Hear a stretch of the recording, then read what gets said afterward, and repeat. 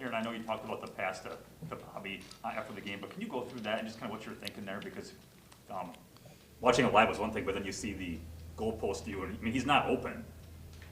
So obviously it was a hell of a throw. Can you take us through your thinking and where you're aiming on that one? And it was obviously a hell of a throw. Yeah, it's one of those throws where if you miss it, you go back and watch it and go, why don't you just throw it to Allen? He's wide open in front of you, right? But the initial read is kind of through the linebacker to the safety, and also the backside safety. So I mean, I'd say after the game, that was kind of my first look, was what the backside safety was doing. Is he looking up number 3 strong, or is he kind of hanging with Devontae backside?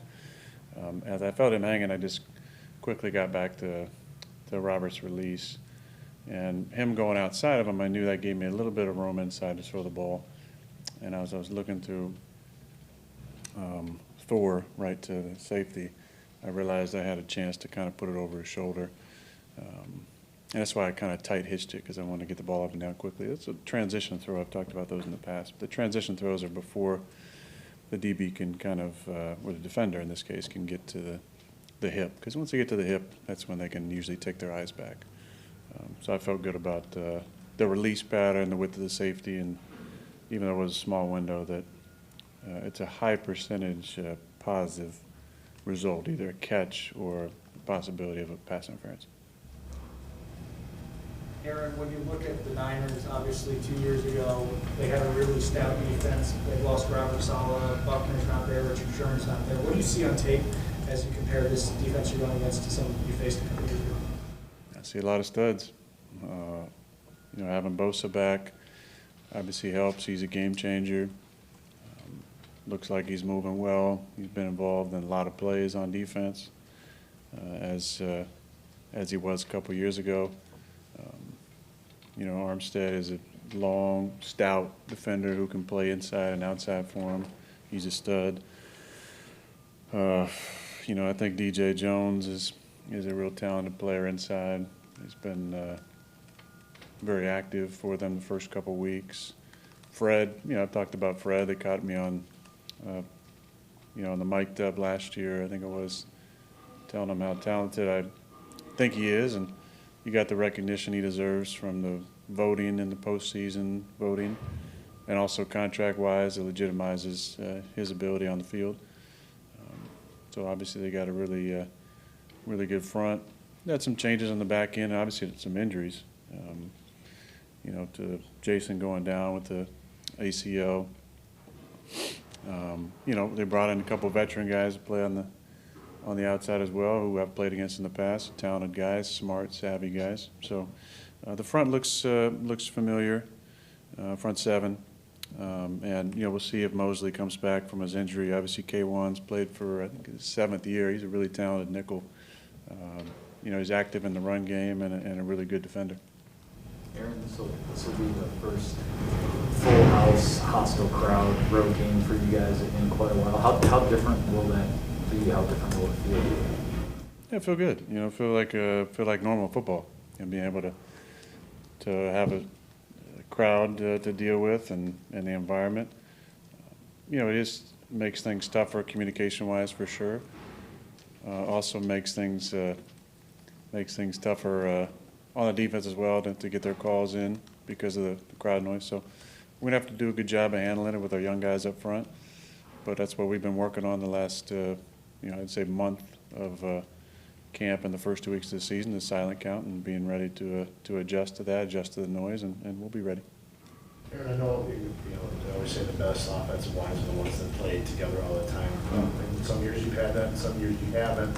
Obviously, you've already had some moving parts this year, but does it seem like the cohesiveness is at least there with this group?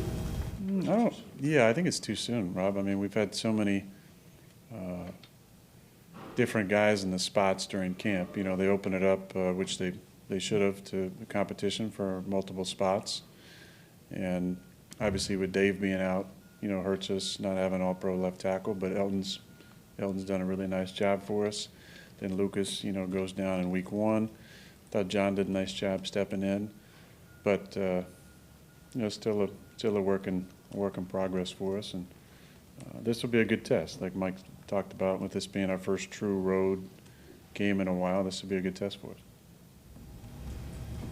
Aaron, do you prefer lots of receivers going out versus maybe max protecting and give yourself a lot of time, especially against a team that plays a cover two? You know, is there a way you lean in a way? It just depends on the rushers, Spoon. I think, and our line. If we're worried about the pass rush, you know, I like maybe at least have another guy in the protection.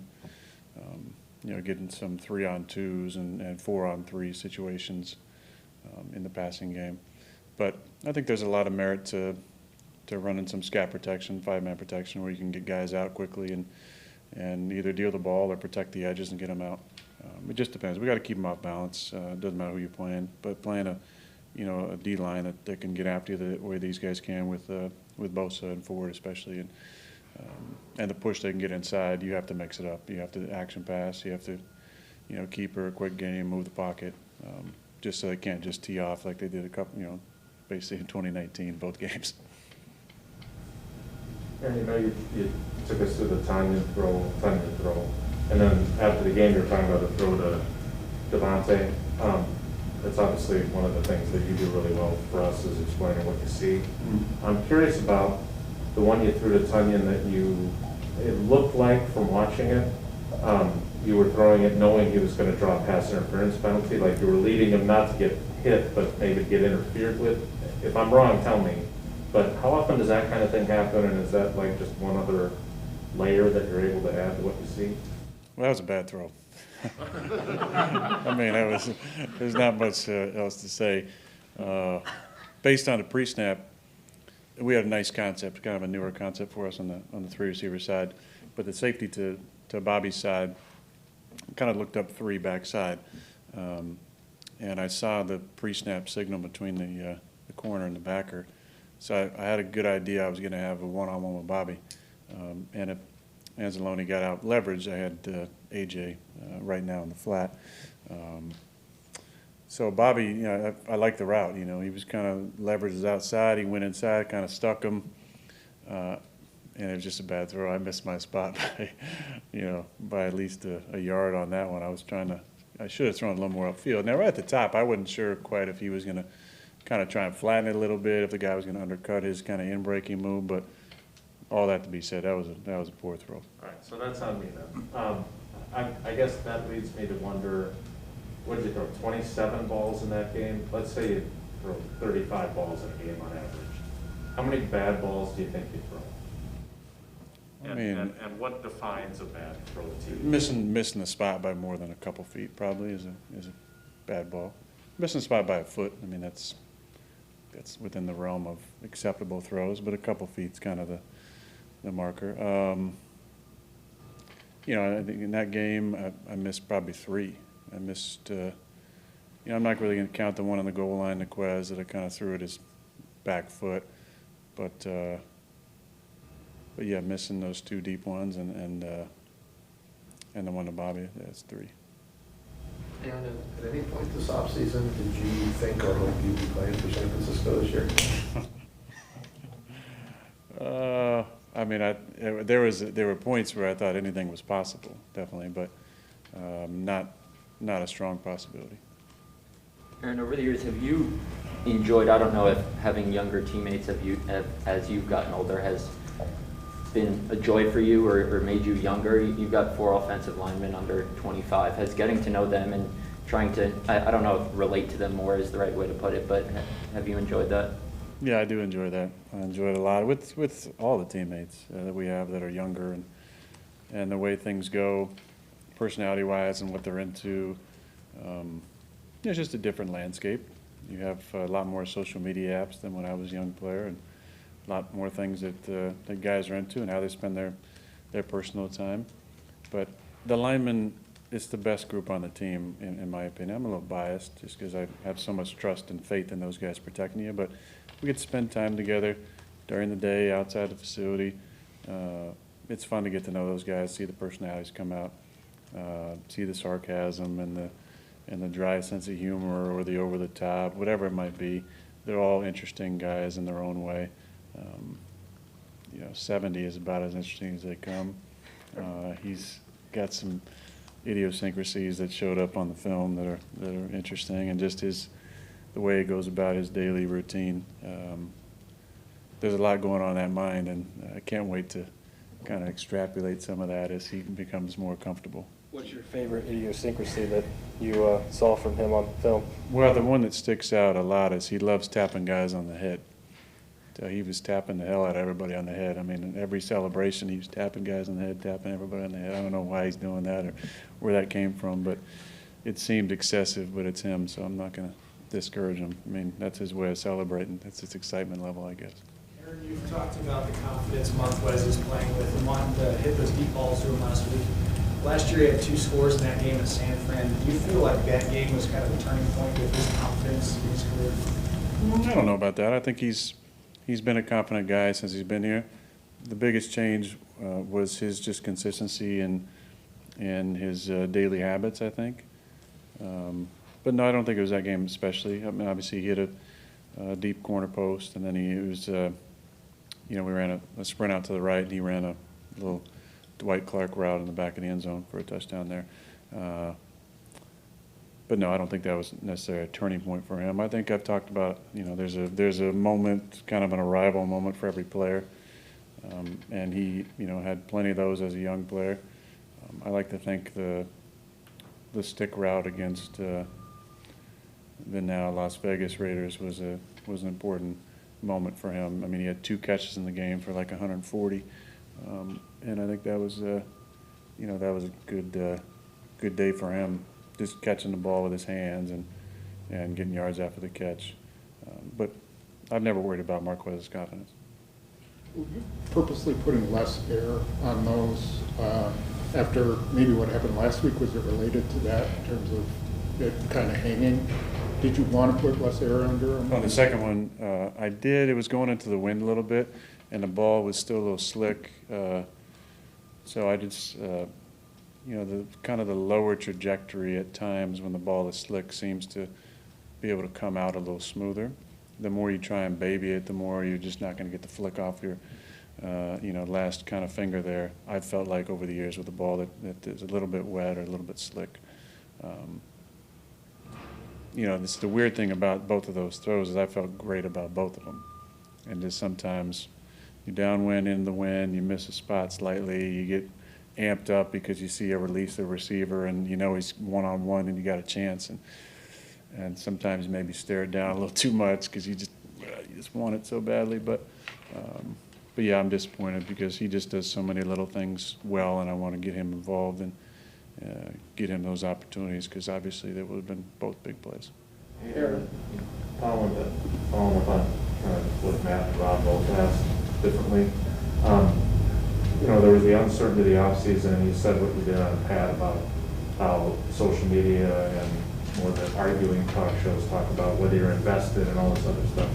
How has your connectivity been with your teammates since you've not only been back for camp, but throughout this season so far? Maybe some of them wondered too if they were going to see you again, and how's that process been? It's been great. I mean, it was great the entire offseason. You know, the normal reaching out on my side, but a lot of guys reached out throughout the whole offseason. Just check on me, make sure I was doing all right, and just to catch up from a friendship standpoint. And that, you know, that definitely was meaningful to me. I told the story when I got back in the locker room. One of the first guys I saw was Preston, and him and I have always had a good relationship.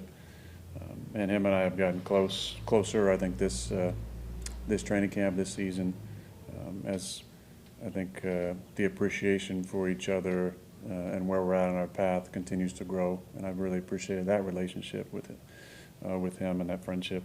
But you know, you have to put in the time with the guys, and you have to make yourself available. You know, the schedule allows for enough time to make connection points and conversations at work for sure, but there's other opportunities outside of work. Now, obviously, with you know the COVID rules and everything, last year was very difficult in that respect.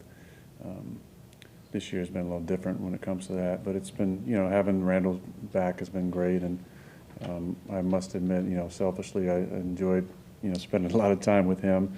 And then Dave and I are obviously very close too, but I do enjoy the opportunity to spend time with the boys outside of the football, focused meetings or whatever it might be, whether it's at the facility or outside the facility. I understand. Got time for two more, I guys. understand you're at a different point now than maybe earlier in your career when you did worry about the stuff said on the outside maybe. Is that the one thing that, I'm not supposed to swear in here, so would anger you? Is when people question your investment because of that would offend me if I were in your spot because of how invested you've been throughout your career here. Look, I do want to maybe rephrase or refocus what I said. I strongly believe in everybody's ability to have an opinion, and I respect the fact that they have an opinion and should have an opinion. My issue is a platform given to individuals who only desire to say inflammatory things that are not based in fact, right? So personally, I think I would be a little sensitive to people questioning my commitment to this team. Said it from the start, if I wasn't 100% committed to the squad and my team, then I wouldn't have come back. Now maybe people thought that was, some sort of cliche line or obligatory statement, but it was the truth. Now, whether or not you understand my attitude or my off the field interest in meditation or a more focused or centered lifestyle, that's fine. Not everybody's going to understand or relate to that or get that. But to use statements like that or things I did in the off season or my own mental status that I actually explained many times in this room or in this forum as the basis for statements around me not caring or not being invested with my team is not rooted in fact. It's not correct. And I do enjoy the opportunity to correct misinformation like that. Does returning to California to play against the 49ers still mean anything special to you? I know you've been back many times growing up in the area. No. Not at all. No, it does. It does. That was my team growing up, so of course it does. I have so many great memories watching those great teams from the late 80s and early 90s before many of my teammates were born. And still have a lot of love and affection for the area. Went to college there, still keep in touch with many folks from Cal that I got to meet or played with. And that area will always be special to me for sure.